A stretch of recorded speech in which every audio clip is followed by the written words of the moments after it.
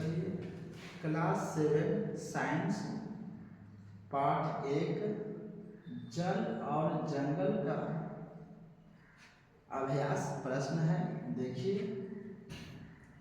क्या कर रहा है। निम्नलिखित कथन सत्य है अथवा असत्य। वर्षा जल का चरम स्रोत है, यह सत्य है, यह सत्य है।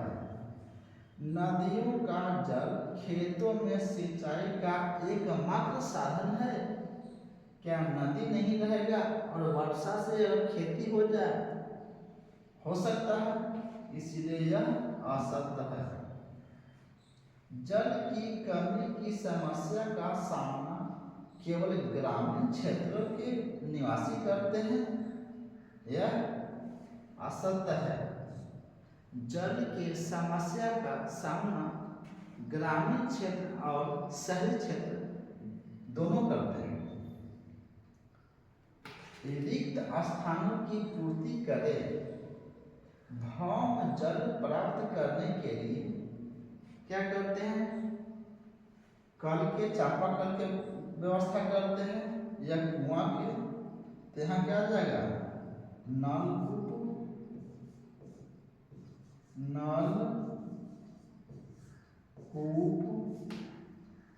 यहाँ पर कुआं कर दीजिए, कुआं ऐसे यहाँ लिखा हुआ उत्तर। जल की 3 अवस्थाएं होती है, ठोस, यानी कि बर्फ के रूप में, द्रव और जल वाष्प के रूप में, गैस, जिसको अंग्रेजी में कहते हैं सॉलिड लिक्विड गैस। या तो ये भी लिख सकते हैं बर्फ क्या होता है? ठोस अवस्था में। जलवायु क्या है? वायु मतलब गैस के रूप में। भौम जल मान कि धरती पर जो लिक्विड द्रव के रूप में आता है, भौम जल। आगे देखिए, ये देखिए, भूमि की जल धारण करने की परत। भूमि की जल धारण करने की वाली परत को क्या कहते हैं? जल स्तर। ये तो भौम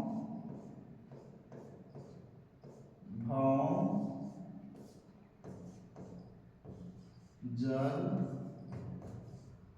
स्तर।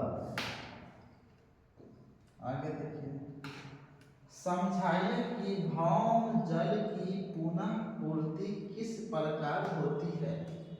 जब वर्षा होती है तो वर्षा का पानी पृथ्वी पर गिरती है।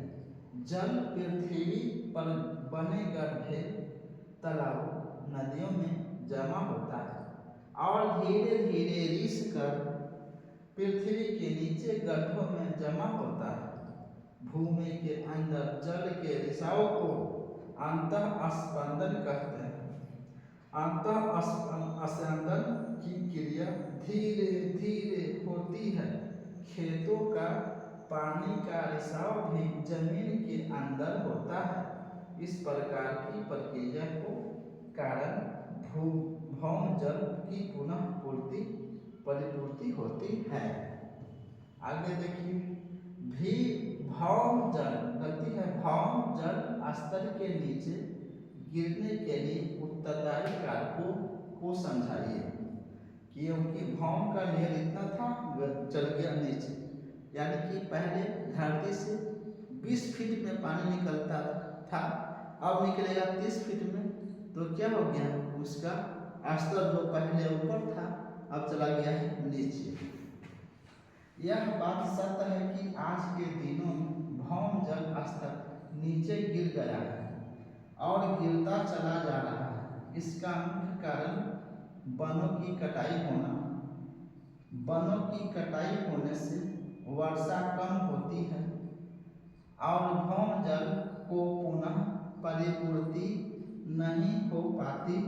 दूसरा कारण औद्योगिकीकरण, जिसके कारण कल कारखानों में भूमि जल का उपयोग अधिक होना, साथ ही साथ वायुमंडल प्रदूषित सड़कों का निर्माण अधिक होना, जिससे जल का रिसाव पृथ्वी के अंदर रुक जाता है। सिंचाई के लिए भौमजल का प्रयोग होना, जल की वर्षा आदि, जिससे ज़्यादा जल वाष्प बन जाते हैं। तालाबों को खेत में बदलना, जिसके कारण पानी का जमाव न हो पाता है। ये सब कारण से भौमजल का स्तर नीचे गिर रहा है, क्योंकि भूमि में पानी का रिसाव धीरे धीरे होता है। आज के मॉडर्न युग में, आधुनिक युग में 10-15 मोटर लगा दिए, फटाफट तेजी से पानी को खींच लिए। जितना तेजी से खींचते हैं उतना तेजी से नीचे नहीं रिस पाता, इसीलिए धीरे धीरे जल का स्तर डाउन होता जा रहा है।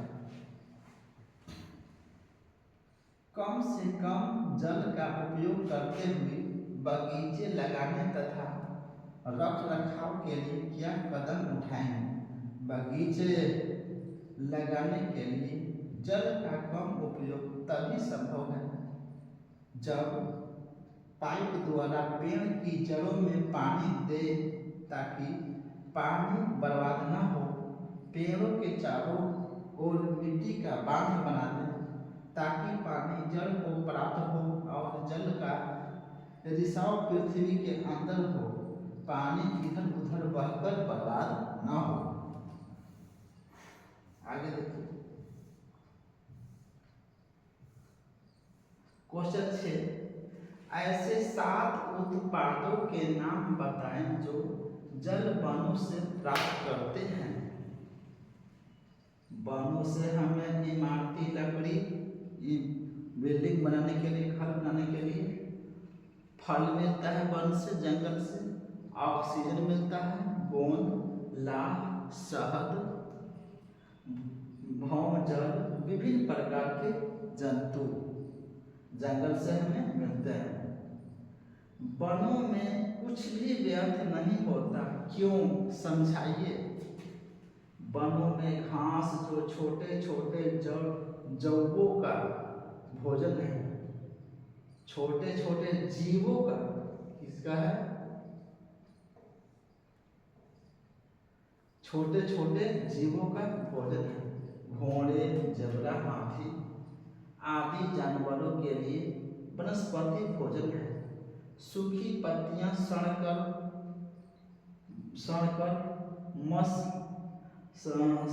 क्या करता है? ह्यूमस बनाने में सहायता करते हैं। मृत जीव जंतु भी अपघटित होकर ह्यूमस में परिवर्तित हो जाते हैं। ये पौधों के पोषण में सहायक होते हैं। वनों के पौधे कार्बन डाइऑक्साइड ग्रहण करते और ऑक्सीजन छोड़ते हैं। लकड़ियां मानव के उपयोगी हैं। इस प्रकार हम कह सकते हैं कि वनों की हर एक चीज, चाहे वह सूखी पत्तियां ही क्यों ना हो, उपयोगी है। जीव जंतु और वनस्पति एक दूसरे पर निर्भर करते हैं। अपघटन का अर्थ होता है घटा करके खत्म कर देना, उसी को कहते हैं अपघटन। जैसे आप देखे हो कोई कुत्ता बिल्ली कहीं रास्ते में मर गया, उस रास्ते से हम लोग जाना छोड़ देते हैं, क्योंकि महकता है, वो किन्वन होता है। कुछ दिन के बाद देखिएगा कि वो जो जानवर था वो सड़ रहा था, महक रहा था, वो उससे महक खत्म हो गया। छोटे छोटे मृत जीवी, सूक्ष्म जीव उसमें लग करके घटाते घटाते मिट्टी में मिला देते हैं। इसी को अपघटन कहते हैं। चाहे वो पेड़ पौधा हो, सूखी लकड़ियां हो, घास फूस हो, या फिर कोई जानवर का शरीर हो। अपघटन किसे कहते हैं? ये वन एवं जीवों की वृद्धि में किस प्रकार सहायक है? छोटे छोटे जीव जिन्हें खुली आंखों से नहीं देख सकते हैं, जिन्हें हम माइक्रोस्कोप की सहायता से देखते हैं, ये सूक्ष्म जीव कहलाते हैं, जिसे अपघटन कहते हैं। ये मृत जीव जंतुओं को अपघटित कर ह्यूमस में परिवर्तित कर देते हैं और ये पौधों के पोषण में सहायक होती है। ये नए नए पादपों को जन्म होता है जो शाकाहारी जंतुओं के लिए भोजन होता है। मांसाहारी जीव को लाभ होता है, अतः जीवों की वृद्धि में सहायक होता है। आगे देखिए, ऑक्सीजन और कार्बन डाइऑक्साइड का संतुलन बनाए रखने में वन के योगदान को समझाइए। जैसा कि सारे जीव हम लोग ऑक्सीजन को लेते हैं और कार्बन डाइऑक्साइड को छोड़ते हैं। अब जितने भी पेड़ पौधे हैं वातावरण से दिन में कार्बन डाइऑक्साइड को लेते हैं और ऑक्सीजन को छोड़ते हैं और ऑक्सीजन को हम लोग लेते हैं। और पौधे हम लोग जो है से रात और दिन दोनों ऑक्सीजन का ही प्रयोग करते हैं, लेकिन पौधे दिन में प्रकाश संश्लेषण का क्रिया करते हैं। मतलब प्रकाश संश्लेषण की क्रिया में वो भोजन प्राप्त बनाते हैं कार्बोहाइड्रेट और उसी समय ऑक्सीजन को मुक्त करते हैं। और पौधे रात में भोजन नहीं बनाते हैं, इसीलिए वो क्या उस समय ऑक्सीजन लेते हैं और कार्बन डाइऑक्साइड छोड़ते हैं। ठीक उल्टा करते हैं, दिन में कार्बन डाइऑक्साइड लेंगे और ऑक्सीजन छोड़ेंगे और रात में ऑक्सीजन लेंगे और कार्बन डाइऑक्साइड छोड़ेंगे। ऑक्सीजन देखिए, कार्बन डाइऑक्साइड वातावरण से पेड़ पौधे ग्रहण करते हैं, अपना भोजन सूर्य के प्रकाश की उपस्थिति में अपना भोजन बनाते हैं और ऑक्सीजन गैस छोड़ते हैं जो वातावरण में चला जाता है और फिर जीव जंतु श्वसन क्रिया के फलस्वरूप ऑक्सीजन ग्रहण करते हैं और कार्बोहाइड्रेट के साथ मिलकर कार्बन डाइऑक्साइड में परिवर्तित होता है। ये क्रिया लगातार चलती रहती है और वातावरण में ऑक्सीजन और कार्बन डाइऑक्साइड का संतुलित रहते हैं। ऐसे तो कार्बन डाइऑक्साइड कहाँ कहाँ कैसे कैसे होता है। जब कोई नींबू का रस लीजिए और कोई सोडियम बाइकार्बोनेट यानी कि सोडियम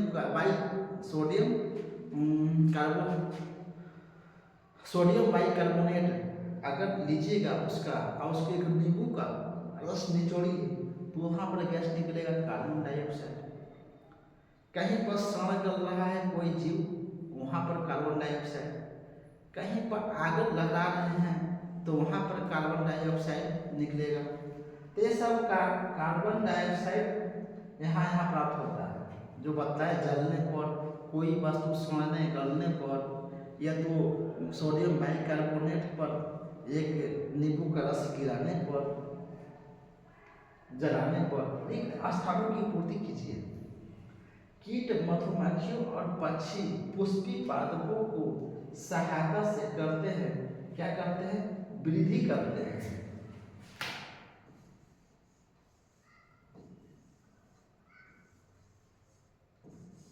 वृद्धि सहायता करते हैं, वन शुद्ध करते हैं, कौची को, जल और वायु को, जल को भी शुद्ध करते हैं, जंगल जो है से जल को शुद्ध करते हैं और वायु को भी शुद्ध करते हैं।